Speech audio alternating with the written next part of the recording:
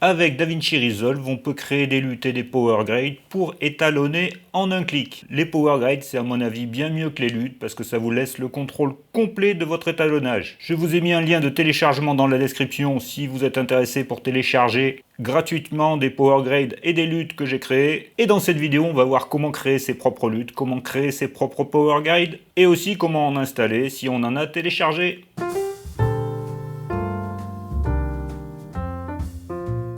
Bonjour et bienvenue sur Pixellight. J'ai récemment créé sur DaVinci Resolve un étalonnage avec un look film qui me plaît particulièrement, donc j'ai décidé de le partager avec vous. Ce sont les luttes et power grades que vous pouvez télécharger.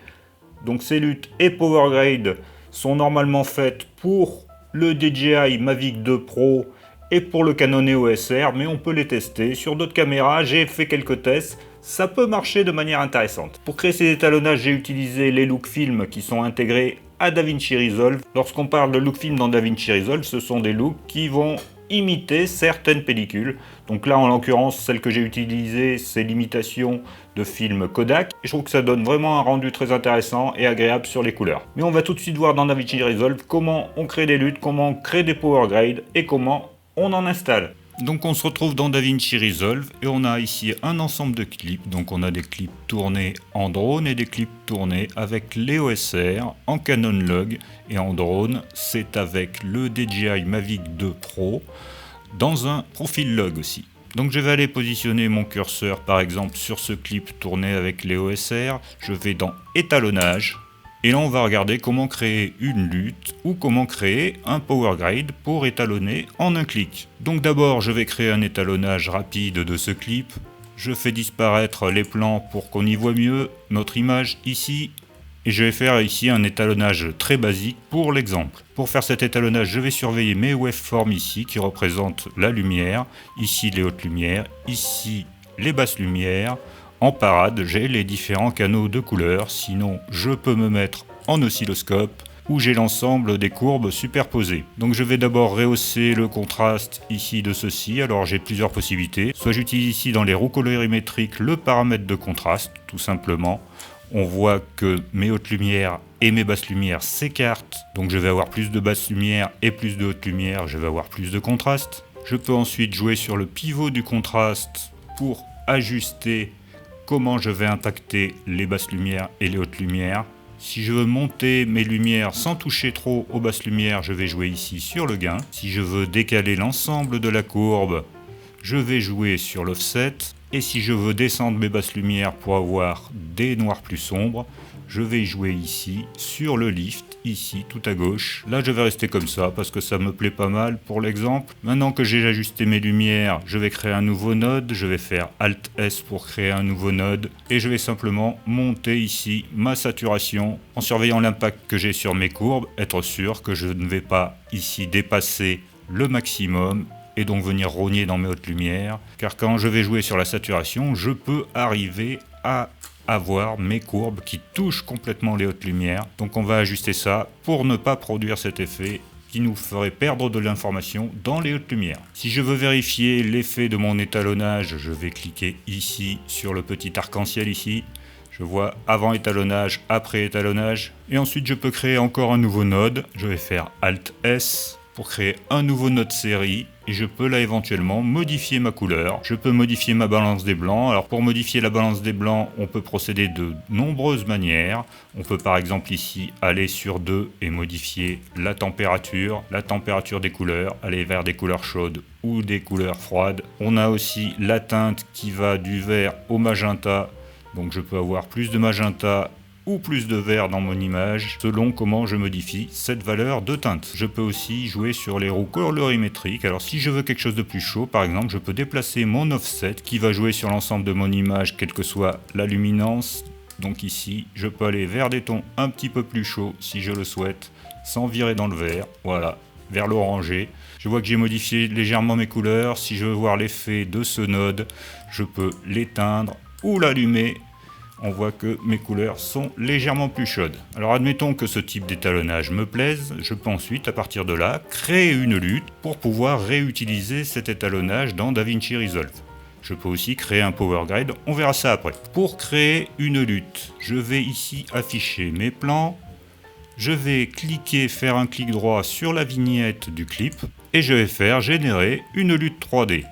Je clique sur générer une lutte 3D. Automatiquement, par défaut, le répertoire sélectionné est le répertoire des luttes qui va être utilisé par DaVinci Resolve pour pouvoir utiliser les luttes. Donc ici, j'ai une lutte qui va pouvoir être utilisée pour le Canon EOS R. Donc je vais faire un clic droit. Je vais créer un nouveau répertoire que je vais appeler Canon EOS R par exemple. Je vais aller dans ce répertoire et je vais aller enregistrer ma lutte à l'intérieur. Cette lutte, je vais la nommer. Je vais chercher un titre explicite, donc je vais l'appeler Canon EOS R, Canon Log, lumière du jour par exemple, et je vais enregistrer ma lutte. Si je vais ici dans les luttes en haut à gauche, je vais retrouver mon répertoire Canon EOS R. Je clique dessus et j'ai ma lutte ici qui a été créée, Canon EOS R, lumière du jour. Si je ne souhaite pas créer une lutte, car une lutte est destructive, la lutte va s'appliquer d'un seul coup et on ne va pas retrouver l'ensemble des nodes pour refaire les réglages.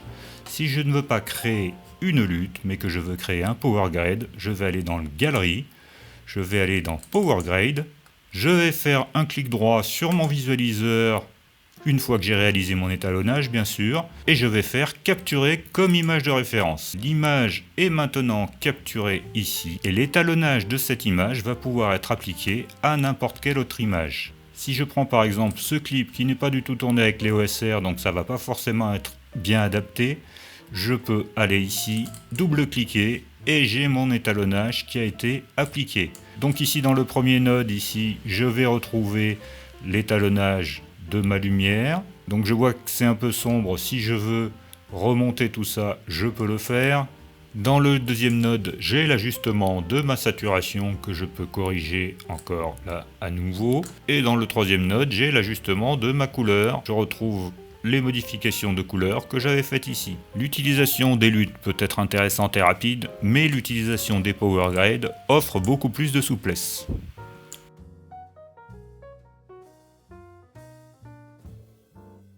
Nous allons voir comment utiliser des luttes ou des Power Grades que l'on a téléchargés. On va donc dans notre gestionnaire de fichiers, dans le répertoire téléchargement, et on va aller chercher pour les luttes les fichiers .cube qui sont les fichiers luttes. Et ensuite quand on viendra chercher les Power Grades, ce sont les fichiers DPX et DRX. Donc je sélectionne les fichiers cubes, je fais un clic droit, je fais copier et je vais aller dans le disque C. Ensuite, Programme Data, puis Blackmagic Design, bien sûr, DaVinci Resolve, Support. Et là, attention, j'ai un répertoire .lutte, mais le répertoire concerné va s'appeler lutte tout simplement. Je clique dessus. Ici, j'ai toutes mes luttes qui sont déjà installées. Si je veux créer un nouveau répertoire, je peux le créer. Donc, je vais faire un clic droit, nouveau, dossier. Je vais l'appeler par exemple lutte personnelle. Mais je peux les mettre n'importe où dans ces répertoires. Si je voulais les mettre dans un autre répertoire existant, je pourrais le faire. Donc je vais dans mon répertoire lutte perso, et là je fais un clic droit et je fais coller. Et j'ai mes luttes qui se retrouvent installées ici. Maintenant, si je retourne dans DaVinci Resolve et que je vais dans le module étalonnage, que je vais voir les luttes ici, en haut à gauche, je vois que je n'ai pas mon répertoire lutte perso. Et bien pour faire apparaître ce répertoire, je vais aller dans les paramètres du projet. Ici sur la petite roue, je clique dessus, je vais dans l'onglet gestion de la couleur, et ici je fais défiler, je descends, je descends, je descends, et dans le paragraphe sélecteur de lutte, je vais faire mettre à jour la liste. Donc je mets à jour la liste, je peux fermer mon paramétrage de projet, et là je vois ici que j'ai lutte perso qui est apparue dans la liste de mes luttes. Si je n'ai pas affiché mes luttes, bien sûr je clique ici pour les afficher. Pour aller chercher une lutte, je vais aller dans lutte perso, et ici j'ai bien mes deux nouvelles luttes qui ont été intégrées. Cette lutte est une lutte qui est faite normalement pour le Mavic 2 Pro. Donc si je vais sur un de mes plans drone que j'ai ici, par exemple celui-ci, je peux appliquer la lutte en double-cliquant dessus. Je fais CTRL F pour afficher en plein écran. Voilà, j'ai maintenant mon plan qui est étalonné avec ma lutte. Voilà, avec l'étalonnage par la lutte. Voilà, sans l'étalonnage. Cette lutte est normalement faite pour le Mavic 2 Pro, donc là j'ai un autre plan Mavic 2 Pro par exemple. Je peux lui mettre la lutte. Voilà, j'ai l'étalonnage instantanément, mais je peux tester sur d'autres caméras et parfois on peut avoir des bons résultats. Par exemple ici, j'ai mon Action Cam. Hop, on va essayer de lui appliquer la lutte. Et on voit que le résultat est pas mal du tout. Donc vous pouvez tester l'utilisation de ces luttes pour différentes caméras. C'est pas sûr que ça marche à tous les coups, mais ça mérite d'être testé. La deuxième lutte que vous pouvez télécharger est normalement faite pour les OSR en log. Donc j'ai un plan par exemple la tourner avec les OSR. Je vais aller lui appliquer la lutte, je double-clique ici sur la lutte. Voilà en plein écran le résultat de cet étalonnage en un seul clic. Pareil pour un plan drone au coucher de soleil. Voilà.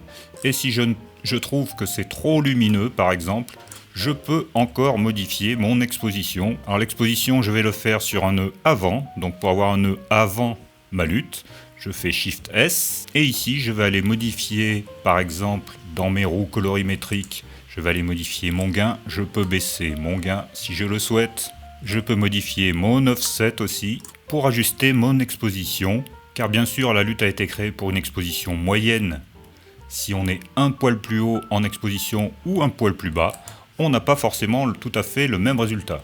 Donc ça, c'était pour l'utilisation des luttes. Si je veux avoir encore plus de contrôle sur l'ensemble des paramètres de mon étalonnage, je peux utiliser les Power Grade. Alors pour installer les Power Grade que j'ai téléchargés, je vais retourner dans mon répertoire téléchargement ici dans mon gestionnaire de fichiers. Je vais donc aller dans téléchargement et je vais copier mes fichiers DRX et DPX. Je sélectionne l'ensemble de ces fichiers .drx et .dpx. Je fais un clic droit, je fais copier, et là je vais pouvoir aller les mettre à l'endroit où je le souhaite sur mon disque dur. Je peux les mettre n'importe où, c'est à moi de choisir. Je pourrai ensuite les rappeler à partir de leur position sur mon disque. Alors là par exemple, je vais les mettre sur C et je vais créer un répertoire Power Grade. Je fais un clic droit, je fais nouveau, dossier, et je tape Power Grade. Je vais dans mon répertoire, je fais un clic droit et je colle mes fichiers. Ces fichiers DPX et DRX sont maintenant sur C, Power Grade. Et maintenant je retourne dans DaVinci Resolve, je vais aller dans Galerie, je vais sélectionner Power Grade, je vais faire un clic droit dans la zone grise ici. Si vous avez déjà des Power Grade, vous verrez qu'il s'affiche ici. Si vous n'en avez pas, elle sera toute grise comme ceci. Mais je vais faire un clic droit, je vais choisir ici dans le menu Importer et je vais chercher mon répertoire que je viens de créer. Donc dans C, j'ai mon répertoire Power Grade ici et je vais importer ces deux Power Grade. Je les importe et maintenant j'ai installé mes Power Grade, donc j'ai mes deux Power Grade ici et je vais pouvoir les utiliser pour étalonner mes différents clips, mais en ayant accès à tous les paramétrages des différents nodes. Par exemple ici j'ai un clip DJI, si je vais passer ma souris dessus, je vois déjà l'effet de l'étalonnage par le Power Grade. Il suffit que je double-clique ici sur la vignette pour avoir l'ensemble de mes nodes qui apparaissent ici dans la fenêtre des nodes. Je vais les recentrer un petit peu, je les sélectionne tous avec la souris et je les recentre. Celui-ci, c'était le node par défaut qui est vide. Je peux le supprimer si je le souhaite. Donc ici, j'ai mes différents nodes que je vais pouvoir utiliser pour retoucher mon image. J'ai une première lutte pour la conversion en Rec 709, mais avant ça, j'ai ma lutte pour régler la lumière, le contraste. Donc si je sélectionne mon node, je peux ajuster la luminosité ici dans les roues colorimétriques par le gain par exemple. Je peux jouer sur les différents paramètres exactement comme je le souhaite. Ensuite, j'ai un node pour la saturation où je peux aller baisser la saturation si je le souhaite, ou la monter si je veux quelque chose de plus saturé. Si je le veux, je peux aussi activer ou désactiver un node si l'influence de ce node ne me plaît pas. Si je veux ajuster ma couleur et avoir des couleurs un peu plus chaudes ou un peu moins chaudes, je peux ajuster ici. On voit ici, j'ai l'offset qui est légèrement décalé vers le jaune orangé. Je peux le ramener, si je le souhaite, vers quelque chose de plus froid.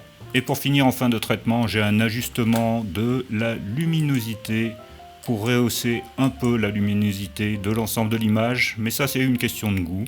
Et je peux rajouter ou non de la netteté. Ici, j'ai un node qui gère la netteté, sur lequel j'ai un petit peu de netteté. Voilà, ici, on peut voir, j'ai rajouté un petit peu de netteté. Je peux la baisser si je veux, la supprimer comme je le souhaite. Alors le node principal, ça va être le node de look ici. Si je le supprime, je vois que j'ai une image complètement différente et l'aspect des couleurs n'est plus du tout le même. Donc ce look, c'est un ensemble de nodes. Si je veux le développer, je peux faire un clic droit et sélectionner décomposer le nœud composé. Et à l'intérieur, je vais avoir encore un ensemble de nœuds que je vais pouvoir aller modifier.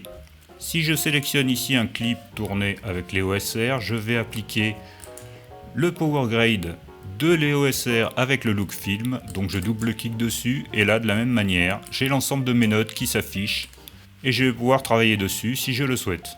Voilà, merci d'avoir suivi cette vidéo. Si vous avez des questions sur les téléchargements, n'hésitez pas à les poser dans les commentaires. A très bientôt, au revoir.